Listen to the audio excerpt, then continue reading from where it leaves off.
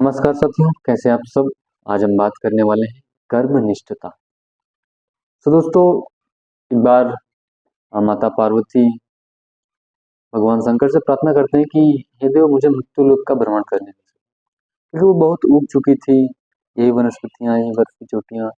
और नंदी से भी बात करें तो कितना बात करें, और वो भगवान शंकर को बात करें अच्छा नहीं लगता था।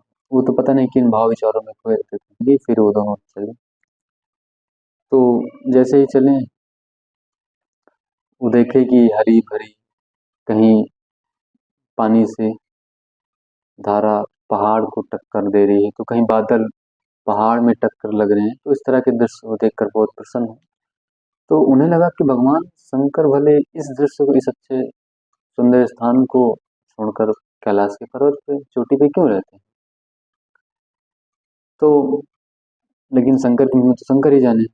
उसके बाद फिर चलते चलते एक और दृश्य आया, जहाँ रेत थी, रेत जहाँ सूखा पड़ा हुआ था। तो वो दृश्य देखकर, वो दृश्य कैसा था कि मतलब कोई, बहुत से लोग भूख के कारण मर रहे थे।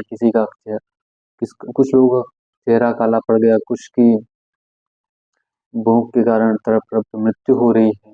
मतलब शरीर ऐसा हो गया कि कंकाल दिखने लगे हैं। ऐसा लग रहा है कि पूरा चलता फिरता कंकाल। ये दृश्य देखकर पार्वती जी को बहुत दुख हुआ, लेकिन भगवान शंकर समझ गए कि ये दुख हुआ। तो उन्होंने कहा कि ये देवी यह मर्त्यलोक है, स्वर्गलोक नहीं है। यहाँ पे सब अपने अपने कर्मों को फल भोग रहा है। तो इससे थोड़ा पार्वती जी को संतुष्ट हुआ। उसके बाद फिर से एक ऐसा दृश्य होता है, थोड़ा आगे जाते हैं तो एक ऐसा दृश्य दिखाई देता है। उसी इस कहानी के साथ उसी दृश्य में है, सुनिएगा यहाँ से। तो एक किसान हल जोत रहा था बैल लेकर खेत में अपने। तो पार्वती जी बोले, इसका क्या रहस्य है। मतलब यहाँ पे जब वर्षा होगी नहीं, अभी कोई बादल भी नहीं मंडरा रहे हैं, तो फिर भी ये अपने खेतों को जोत रहा है, और बहुत सालों से भी वर्षा नहीं।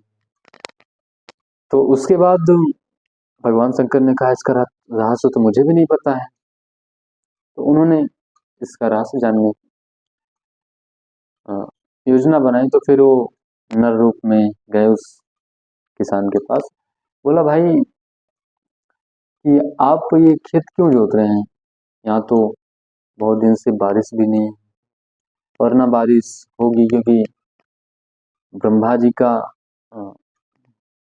श्राप था कुछ, कि जब तक भगवान शंकर शंख नहीं बजा देते हैं तब तक बारिश नहीं होगी। तो इन सब चीजों को देखकर पार्वती जी ने शंकर जी से कहा कि आप शंख क्यों नहीं बजा देते हैं, इन सबका जो कष्ट है दूर हो जाएगा, दूर हो जाएगा। आप शंख बजा दीजिए। लेकिन उन्होंने कहा कि ये विधि के विधान के अनुकूल नहीं होगा, तो इसलिए हम नहीं बजा सकते। इसके बाद फिर क्या हुआ कि गए वो लोग, उनसे पूछे कि भाई आप क्यों, मतलब खेत जोत रहे हैं, ना तो यहाँ पे वर्षा होने वाली है, ना तो बादल दिख रहे हैं। तो किसान ने क्या जवाब दिया कि मुझे पता है कि वर्षा नहीं होगी, लेकिन मैं खेत इसलिए जोत रहा हूँ क्योंकि मैं कहीं ऐसा ना हो कि मैं खेत जोतना ही भूल जाऊं, कहीं ऐसा ना हो कि मेरे बैल चलना ही भूल जाएं, उस तरह की, है ना, बोझ को ढोना ही भूल जाए। तो इस प्रकार से शंकर जी के मन में भी भाव था कि कहीं मैं भी शंख बजाना ना भूल जाऊं ब्रह्मा जी के द्वारा। तो उन्होंने अपना शंख निकाला और वहीं पे बजा दिया। फिर जैसे ही शंख बजी, तुरंत वर्षा होने लगी। तो देखा आपने कि वो किसान अपने कर्म के प्रति कितना निष्ठावान था।